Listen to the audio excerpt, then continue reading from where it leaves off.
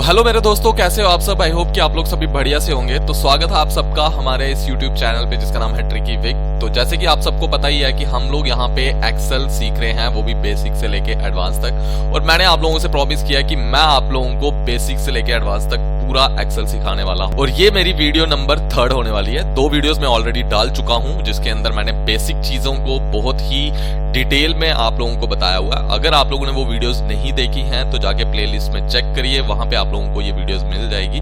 तो ज्यादा देर ना करते हुए चलिए आज की इस वीडियो को हम लोग शुरू करते हैं।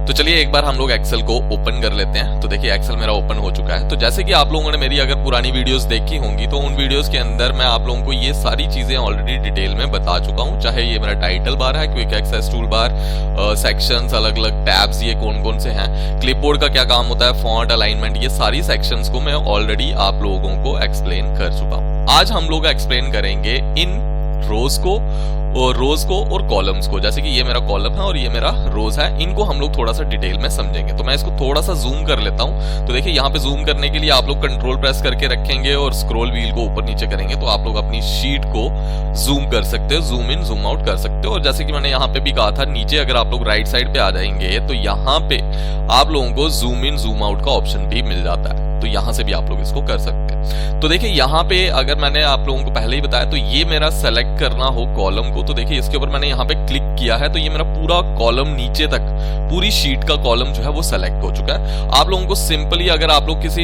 एक सेल पे क्लिक करोगे तो ये आप लोगों का एक सेल सेलेक्ट हुआ है। बट अगर मेरे को पूरी कॉलम को सेलेक्ट करना है तो आप लोगों को यहाँ पे ये जो BCD लिखा हुआ आ रहा है, इसमें से जिस भी कॉलम को आपको सेलेक्ट करना है उसके ऊपर जाके आपको इस तरह से क्लिक कर देना है। आप लोगों को लेफ्ट क्लिक करना है तो आपका पूरा कॉलम जो है वो सेलेक्ट हो जाएगा। और सेम टू सेम अगर मैं इस तरह से इसके ऊपर क्लिक करता हूं तो ये मेरा पूरा रो जो है वो सेलेक्ट हो जाएगी। तो इस तरह से आप लोग किसी भी कॉलम को या फिर पूरी की पूरी रो को सेलेक्ट कर सकते हो। तो ये चीज मैं आप लोगों को एक्सप्लेन करना चाहता था। अब दूसरी थिंग ये है कि अगर मेरे को यहाँ पे इस रो का साइज इंक्रीज करना हो, जैसे कि अगर मैं यहाँ पे कुछ चीजें लिख दूं, जैसे कि मैं लिख देता हूं वेलकम टू माय चैनल, ठीक है। तो यहां पे अगर आप लोग देखेंगे तो ये जो मेरा सेल है, इस सेल के अंदर जो चीजें मैंने लिखी वो आगे नेक्स्ट सेल तक जा रही है। यानी आप लोग यहाँ पे आप लोग देख सकते हैं कि ये जो है ये मेरा C सेल और D सेल तक भी जा रही है। बट अगर आप लोग देखेंगे तो ये लिखा मैंने किसके अंदर है, B वाले सेल के अंदर ही लिखा है। बट आपको ऐसा लग रहा है, कई बार ऐसा हो जाता है, धोखा लग जाता है कि हम लोगों को कि हमने ये जो सेल लिखा हुआ है वो किसके अंदर, C सेल के अंदर और D सेल के अंदर भी लिख दिया। बट ऐसा नहीं है। अगर हम लोग इस B सेल की साइज को इंक्रीज करते हैं, और साइज इंक्रीज करने के लिए हमें क्या करना है कि सिंपली इस कर्सर को यहां पे लेके चले जाना है। जैसे हम लोग B और C के बीच में जो लाइन है वहां पे ले जाएंगे और अपने लेफ्ट क्लिक से इसको पकड़ के आगे कर देंगे तो मेरी जो रो का साइज है वो क्या हो जाएगा, इंक्रीज हो जाएगा। देख सकते हैं आप लोग, जैसे कि आप लोग देख रहे थे पहले कि ये जो मैंने लिखा हुआ था वो C और D सेल तक आप लोगों को दिख रहा था। बट वैसा नहीं था, क्योंकि हम लोगों को कई बार ऐसा एक्सेल के अंदर धोखा लग जाता है कि ये जो मैंने लिख दिया हुआ वो C के अंदर भी लिखा हुआ है। बट ऐसा नहीं होता है। तो इस वजह से हम लोग इसका साइज जो है वो इस तरह से इंक्रीज या डिक्रीज कर सकते हैं। तो ये एक सिंगल कॉलम, अगर आप लोगों को इसी तरह से C वाले कॉलम का साइज इंक्रीज करना है तो आप लोग इस तरह से कर्सर को ले जाइए। जैसे ही इस तरह का साइन, ये जो प्लस का साइन आप लोगों को यहाँ पे दिख रहा है, इस तरह का साइन अगर आप लोगों को आता है तो आप लोग इजीली किसी भी रो को यहाँ से पकड़ के क्या कर सकते हो, इंक्रीज कर सकते हो, या फिर आप लोग इसी तरह से इसको डिक्रीज भी कर सकते हो। अब ये तो रहा सिंगल रो को अगर आप लोगों को सेलेक्ट करके इंक्रीज करना है। बट मैं चाहता हूं कि यार ये जो C D E F G H I J ये सारे कॉलम्स जो है इन सब का साइज जो है वो मेरे को इंक्रीज करना है। तो अगर मैं एक एक करके यार इंक्रीज करता रहूंगा तो मेरे को काफी ज्यादा टाइम लग जाएगा। तो इसका मैं एक सिंपल सा तरीका आप लोगों को बताता हूँ। आपने क्या करना है, सबसे पहले तो यहाँ पे इस तरह से ऊपर यहाँ पे चले जाना है जहाँ पे ABCD लिखा हुआ आता है। जैसे ही इस तरह का साइन आएगा तो आप लोग लेफ्ट क्लिक करके ऐसे करके सारे सेल कॉलम्स को सेलेक्ट कर सकते हैं। जैसे मैंने यहाँ पे सारे कॉलम्स को सेलेक्ट कर लिया। अब आप लोग किसी भी एक कॉलम को पकड़ के इंक्रीज कर देंगे तो आपके सभी कॉलम्स का साइज जो है वो इंक्रीज हो जाएगा। देखिए ये सारा इंक्रीज हो गया। कंट्रोल Z कर लेता हूं एक बार फिर से, तो देखिए फिर से दिखाता हूं। अगर मैं किसी भी कॉलम को साइज को इंक्रीज करता हूं तो मेरे सारे कॉलम्स का साइज इंक्रीज हो जाएगा जितनों को मैंने सेलेक्ट करके रखा होगा। तो ये एक तरीका तो दूसरा तरीका ये है कि अगर मेरे को इन सभी को सेलेक्ट करना हो, सभी कॉलम्स को एक ही साथ सेलेक्ट करना हो, तो मेरे लिए थोड़ा दिक्कत हो जाएगा। इसका शॉर्टकट आप लोग क्या कर सकते हैं, जैसे कि मैंने इसको सेलेक्ट किया, इस कॉलम को सेलेक्ट करूंगा, शिफ्ट प्रेस करूंगा और जहां तक आप लोगों को कॉलम सेलेक्ट कर रहे हैं वहां पे क्लिक कर दूंगा, तो देखिए सारे कॉलम्स मेरे क्या हो जाएंगे, सेलेक्ट हो जाएंगे। सेम केस अगर आप लोग किसी भी रो को उस साइज को इंक्रीज करना चाहते हैं तो वो भी हम लोग इजीली इसी तरह से कर सकते हैं। जैसे मैं यहाँ पे 5 और 6 के बीच में अगर कर्सर को लेके जाता हूँ तो देखिए यहाँ से मैं इसका साइज जो है वो इंक्रीज कर सकता हूँ। तो ये जो मेरा 5 वाली रो है उसका साइज जो है वो क्या हो गया, इंक्रीज हो गया। अब इस तरह से आप लोग रोज का भी और कॉलम का साइज जो है वो इंक्रीज कर सकते हो। तो मल्टीपल का करना है तो सेम वही कहानी है, सेम आप लोग इसको सेलेक्ट कर लीजिए सारे यहाँ तक। अब जितना भी साइज आपको इंक्रीज करना है उतने साइज पे लाके इसको छोड़ दीजिए, तो सभी रोज का भी साइज आपका इंक्रीज हो जाएगा। तो इस तरह से आप लोग अपने साइज को इंक्रीज या डिक्रीज कर सकते हो। अब नेक्स्ट थिंग इज कि देखिए मैं जैसे ही किसी भी सेल को सेलेक्ट करता हूं तो सेलेक्ट करने के बाद अब मेरे को यहाँ पे जो भी टाइप करना है वो मैं इजीली टाइप कर सकता हूँ। जैसे मैंने हेलो लिख दिया, अब अगर मैं एंटर प्रेस करता हूं तो मेरा जो एक्टिव सेल है वो कौन सा आ गया, नीचे वाला, यानी ऑटोमेटिकली आपका जो एक्टिव सेल है वो नीचे वाला हो जाएगा। बट अगर मैं चाहता हूं यहाँ पे हेलो लिख रहा था और मैं नेक्स्ट यानी इसके आगे वाले इस वाले सेल के ऊपर जाना चाहता हूं तो मैं टैब प्रेस करता हूं तो मेरा ऑटोमेटिकली एक्टिव सेल जो है वो नेक्स्ट वाला हो जाएगा।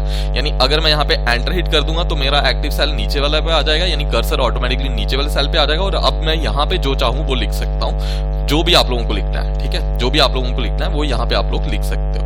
दूसरी थिंग कि अगर मैं यहाँ पे टैब प्रेस करता हूं तो मेरा उससे आगे वाला सेल क्या हो जाता है, सेलेक्ट हो जाता है। तो इस तरह से आप लोग इसको अपने सेल को सेलेक्ट कर सकते हो। अब तीसरी थिंग ये है कि यहाँ पे देखिए अगर मैं इस सेल को सेलेक्ट करता हूं और लिखना शुरू कर देता हूं कुछ भी, तो देखिए जो पहले लिखा हुआ टेक्स्ट था वो मेरा क्या हो गया, हट गया। जो मैंने पहले लिखा हुआ था, जैसे मैंने यहाँ पे लिखा हुआ था ट्रिकी विक, तो जैसे ही मैं एंटर प्रेस करता हूं मेरा सेल तो नीचे आ गया, नीचे वाला सेलेक्ट, बट मेरे को फिर से ऊपर जाके उसको सेलेक्ट करना था। तो इस तरह से मैं एरो की से भी ऊपर नीचे आ सकता हूं जैसे मैंने लिख रहा हूं। बट अगर मैं अब इसके अंदर लिखना शुरू करता तो पहले वाला टेक्स्ट मेरा क्या हो गया, हट गया। बट स्टिल जैसे कि यहाँ पे मैंने लिखा हुआ हेलो, इसके आगे मेरे को लिखना था, तो इसके लिए मेरे को क्या करना है, इसके ऊपर 2 बार क्लिक करना पड़ेगा ताकि मेरा कर्सर जो है वो उसके अंदर आ जाए और जो पहला लिखा हुआ टेक्स्ट है वो मेरा हटे ना। तो इस तरह से आप लोग यहाँ पे लिख सकते हो। बट अगर मैंने बाहर क्लिक किया और सिंपली इसको सेलेक्ट करके अब लिखना शुरू करूंगा तो मेरा जो पहले वाला टेक्स्ट उसके अंदर सेल के अंदर लिखा होगा वो मेरा ऑटोमेटिकली रिमूव हो जाएगा, यानी डिलीट हो जाएगा। दूसरा शॉर्टकट यह है कि आप लोग किसी भी सेल को सेलेक्ट करके F2 प्रेस करेंगे तो ऑटोमेटिकली आपका कर्सर जो है उस सेल के अंदर आ जाएगा और अब आप लोग जो भी लिखेंगे वो सीधा उसके अंदर लिखता जाएगा। यानी उसके लिए आपको कहीं भी जो है वो पहले वाला सेल जो लिखा हुआ डेटा है वो आपका डिलीट नहीं होगा। अब आप लोग इसको इजीली इसका साइज इसका भी इंक्रीज कर सकते हैं पकड़ के।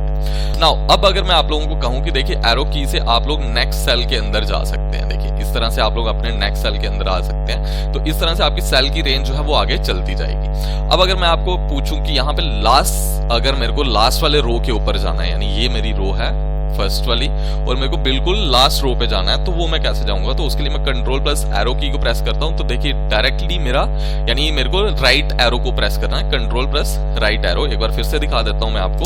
देखिए यहाँ पे मैंने कहीं भी आपका अपने सेल को रखा हुआ है, आपने कंट्रोल को प्रेस करके रखना है और राइट एरो को प्रेस करना है, तो आप लोग बिल्कुल लास्ट वाले रो के ऊपर आ जाएंगे, यानी सॉरी कॉलम के ऊपर आ जाएंगे। तो देखिए ये मेरा लास्ट कॉलम है। अब सेम टू सेम मेरे को वापस आना है तो अगेन कंट्रोल प्रेस करना है और प्रेस कर देना क्या, अपनी लेफ्ट एरो को। तो देखिए दोबारा से आप लोग अपने पहले वाले कॉलम के ऊपर आ चुके हैं।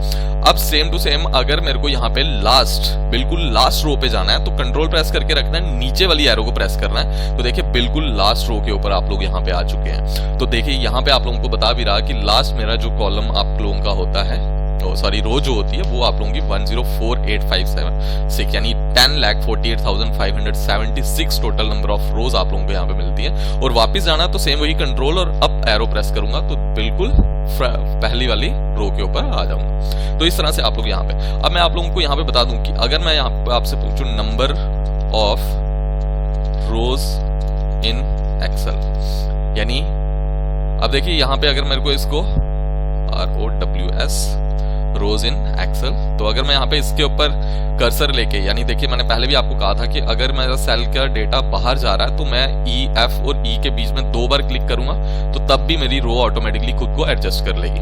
अब देखिए number of rows in Excel, rows कितनी होती है एक्सेल के अंदर, जैसे मैंने आपको कहा 76 यानी 10,48,576 नंबर ऑफ रोज होती हैं एक्सेल के अंदर। सेम टू सेम अगर मैं number of columns in Excel check करूं तो मेरे पास क्या आती है, तो नंबर ऑफ, देखिए टैब प्रेस करता हूं तो सेकंड वाला सेल है, इसको थोड़ा सा हम लोग बड़ा कर लेते हैं ताकि मेरे के सेल के अंदर आ जाए। नंबर ऑफ कॉलम्स कितने होते हैं, तो नंबर ऑफ कॉलम्स होते हैं 16384 यानी 16,384 यानी 16,384 नंबर ऑफ क्या होती है मेरे पास कॉलम्स। तो ये चीज काफी बार आपको क्वेश्चन पेपर्स में या अगर आप लोग एमसीक्यूज में देखोगे तो पूछी जाती है कि नंबर ऑफ रोज क्या होती हैं और नंबर ऑफ कॉलम्स कितनी होती हैं। तो अगर मैं देखूं नंबर ऑफ रोज मेरी लास्ट होता है XFT, यानी अगर आप लोग देखोगे यहाँ पे, देखिए मैं आपको एक बार फिर से लास्ट में ले चला, control plus right arrow press करता हूँ तो देखिए लास्ट कॉलम जो है वो मेरी क्या है XFT। तो सेम टू सेम आ जाते हैं फर्स्ट वाले कॉलम पे, तो यहाँ पे लास्ट रो जो होती है वो होती है XFT।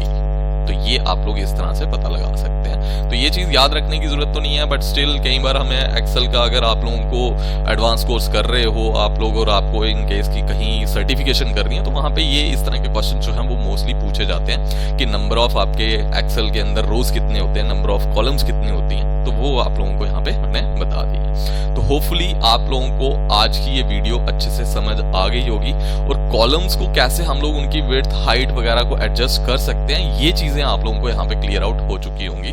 तो इन केस की अगर आप लोगों को कोई चीज नहीं समझ आई है या मैंने कोई चीज बताने में गलती कर दी है तो आप लोग प्लीज कमेंट बॉक्स में जरूर बताइएगा। और ऐसी वीडियोस के लिए, आने वाली वीडियोस जो है उन सब चीज वीडियोस को देखने के लिए मेरे इस YouTube चैनल को सब्सक्राइब करना मत भूलिए।